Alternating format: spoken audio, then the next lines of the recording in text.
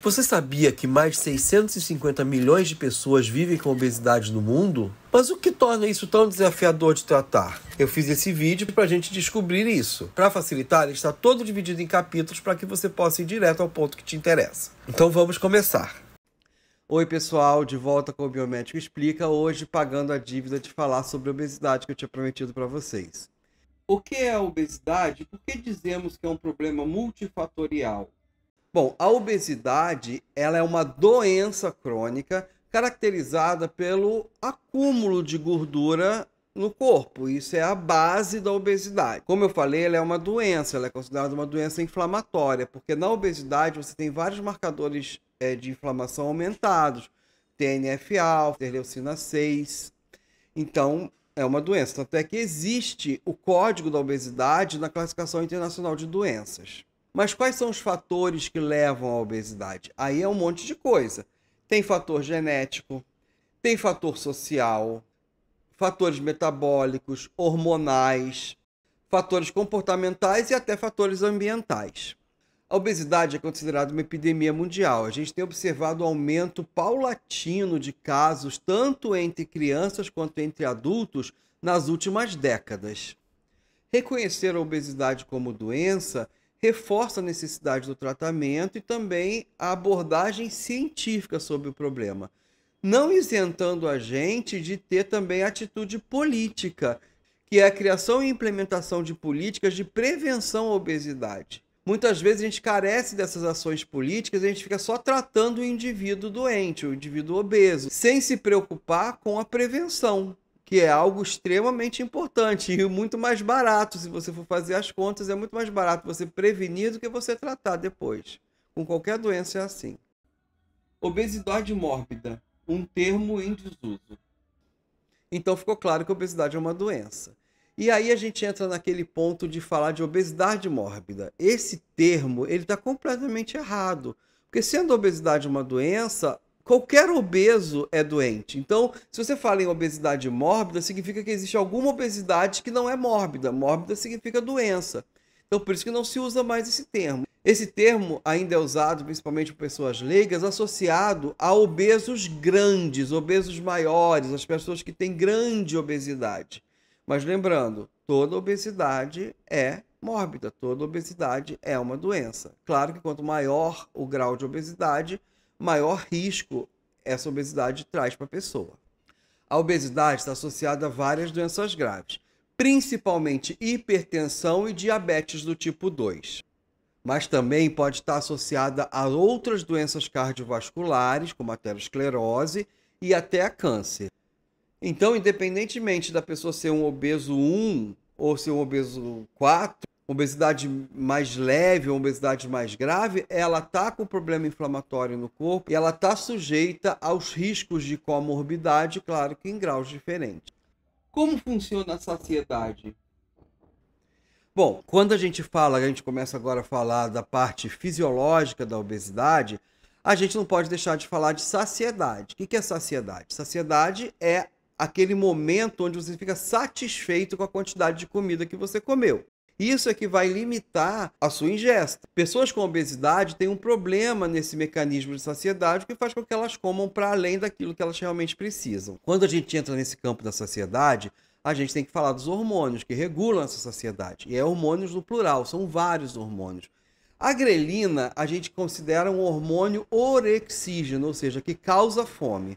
Ela é produzida no estômago e principalmente quando o estômago está vazio, sinalizando então que você precisa comer. Já a leptina, ela é um hormônio produzido pelo tecido adiposo que mais ou menos diz assim, como que estão as nossas reservas de energia, né? O tecido adiposo é a reserva de energia. Então, quanto mais tecido adiposo você tem, mais leptina você produz. E a leptina tende a diminuir a sua ingesta em longo prazo. Já o GLP-1 é um hormônio produzido lá na segunda porção do intestino, lá no jejum e no ilho, que mais ou menos diz o seguinte, olha, a pessoa comeu muito, a comida passou pelo estômago, passou pelo duodeno e chegou aqui no jejum no ilho. Então vamos dar uma segurada porque já comeu bastante. Mas tirando esses 3 hormônios, né, que eu já citei, existem alguns outros fatores muito importantes que são levados em consideração quando a gente pensa no eixo da saciedade. Lá junto com a grelina no estômago também tem a sensação do estômago cheio. O estômago cheio, ele manda sinais, aí não é hormonal, é sinal nervoso, diminuindo também a vontade de comer. Então o estômago cheio é um dos fatores que diminui a vontade de comer. Lá no intestino, além do GLP-1 que eu já falei, nós também temos o peptídeo YY e a colecistocinina agindo. O peptídeo YY é produzido por uma célula chamada de célula L, que estão presentes no intestino delgado e intestino grosso, principalmente após uma refeição. A presença do alimento ali é o estímulo para a produção desse hormônio. Ele reduz o apetite, levando sinais de saciedade ao cérebro. A gente pode dizer que o efeito dele é oposto ao da grelina, né, que aumenta a fome. Em pessoas com obesidade, é possível encontrar os níveis do peptídeo YY diminuído, então, obviamente, comprometendo o efeito dele, né, de causar saciedade. A colecistocinina você deve ter estudado, se você estudou fisiologia, que ela é importante para diminuir o esvaziamento gástrico, mas essa colecistocinina também age no cérebro produzindo saciedade. Outros dois hormônios que vão estar envolvidos também na saciedade são produzidos no pâncreas. A insulina, que todo mundo conhece pelo efeito dele sobre o metabolismo de glicose, mas que também tem efeito lá no cérebro, no hipotálamo, levando a sensação de saciedade, e a amilina, que é produzida no pâncreas junto com a insulina, e também vai ter efeito direto no cérebro sobre o centro da saciedade, promovendo essa sensação de se estar satisfeito com a comida. Então, resumindo, nós vamos ter 7 hormônios: a grelina no estômago, colecistocinina, peptídeo YY, GLP-1 no intestino, né, 4. E mais 3 que são produzidos em outros lugares. A leptina, que é produzida no tecido adiposo, e a amilina e a insulina, que são produzidas, então, no pâncreas. Esses 7 hormônios, então, vão agir lá na região do hipotálamo, no cérebro, numa região que a gente chama de região da saciedade, onde eles vão promover o seu efeito através de 2 mediadores importantes, o neuropeptídeo Y e o CART. O neuropeptídeo Y, ele é orexígeno, então ele vai ser produzido e vai agir em situações de provocar a fome. Já o CART, ele está associado à recompensa, à sensação de recompensa, e ele vai estar associado mais à sensação de saciedade, quando você para de comer.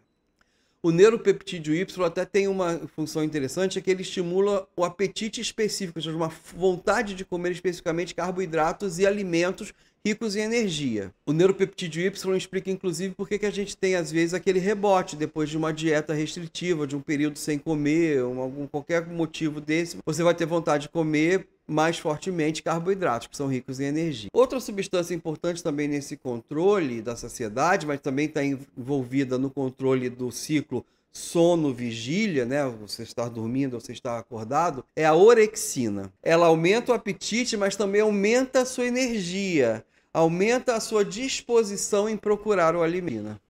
Resistência à leptina.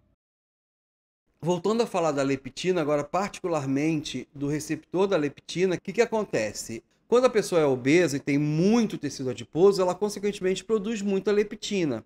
Algumas pessoas respondem a esse superestímulo do receptor, diminuindo a quantidade desses receptores, meio que para equilibrar, entre aspas, né, o estímulo e a resposta.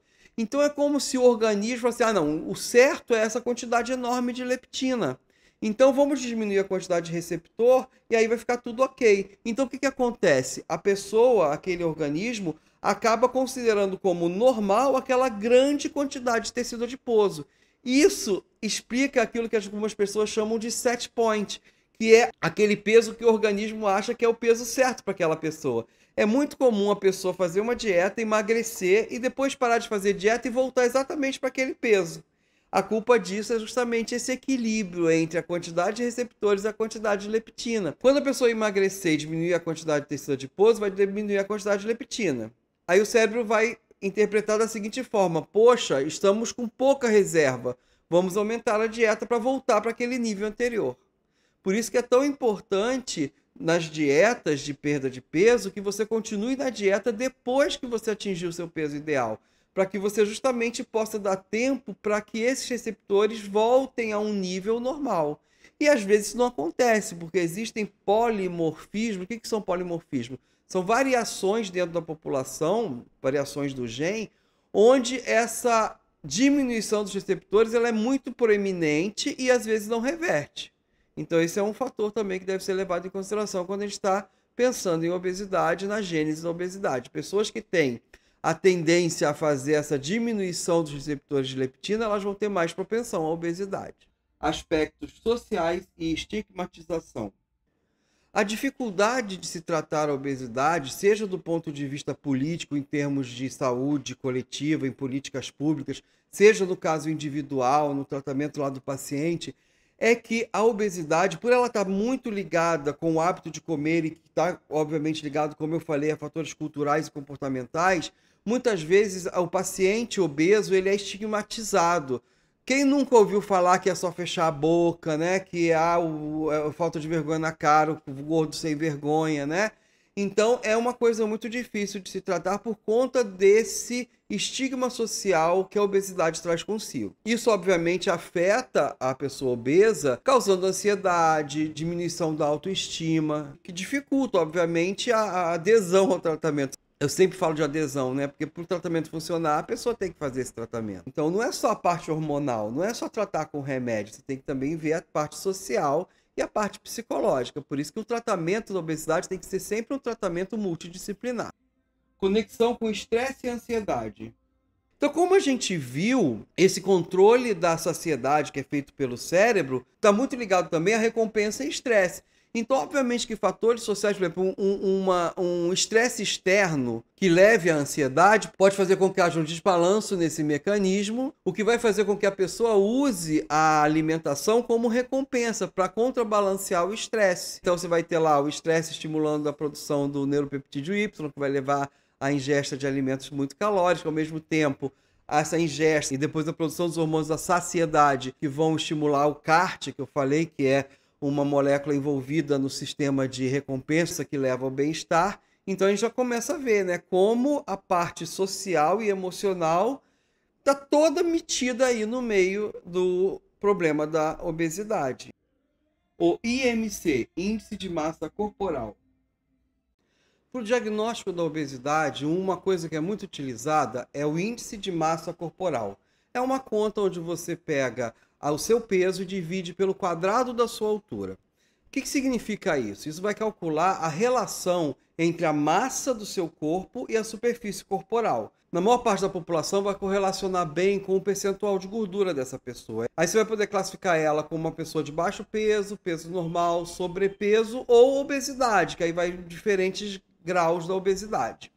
O interessante é que na obesidade grau 1, as pessoas leigas geralmente não reconhecem aquela pessoa como obesa, embora ela já tenha os problemas de saúde decorrentes da obesidade, que a gente está falando aqui desde o início. Eu falei que o IMC serve para a maior parte das pessoas porque ele tem algumas limitações. Por exemplo, pessoas muito musculosas, ele vai dar um erro para mais. Ele vai dizer que a pessoa está com um IMC muito elevado, porque realmente ela tem uma massa maior, mas essa massa maior não é de gordura, e sim de músculo.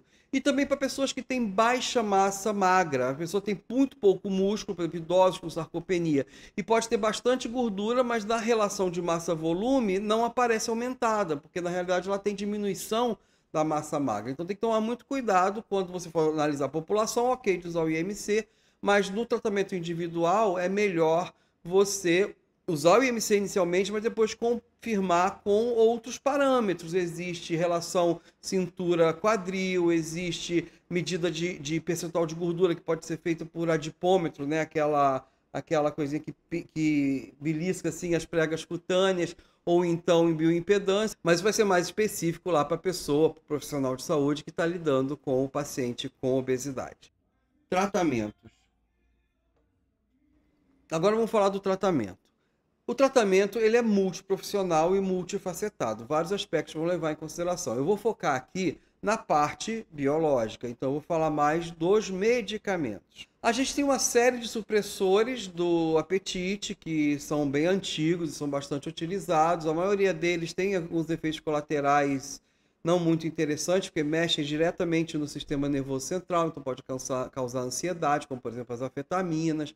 Eles já são utilizados há muitos anos, mas eles têm suas limitações. Mas eu sei que você quer saber dessa classe aqui, que são os análogos do GLP-1, ou agonistas dos receptores de GLP-1. É toda essa classe, né, da semaglutida, liraglutida, desses remédios novos, como o Ozempic, o Saxenda, o Mounjaro. Esses remédios, eles vão imitar o efeito do GLP-1, que é aquele hormônio que a gente explicou lá no início do vídeo, e o GLP-1 meio que avisa quando a pessoa comeu um pouquinho demais para que segure a onda. Além disso, o GLP-1 ele também tem o efeito de diminuir o esvaziamento gástrico, faz com que o estômago esvazie mais lentamente. Então, você fica mais tempo com o estômago cheio. A gente viu também que isso é um fator que contribui para a saciedade. O interessante é que esses medicamentos eles foram criados para tratar diabetes do tipo 2.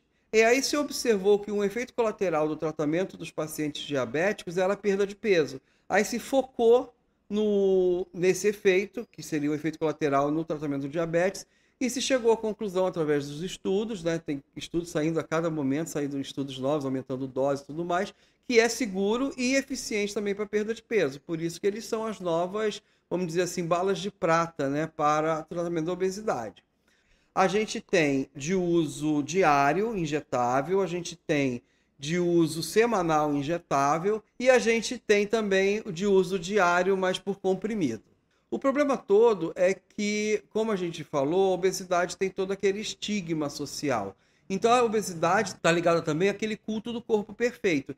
Então muitas pessoas que não têm obesidade, mas querem emagrecer, estão fazendo uso dessa medicação. Existem alguns efeitos colaterais ruins, por exemplo, essa medicação ela pode causar diarreia ou prisão de ventres. Ela causa essa diminuição do esvaziamento gástrico, que pode causar refluxo, azia.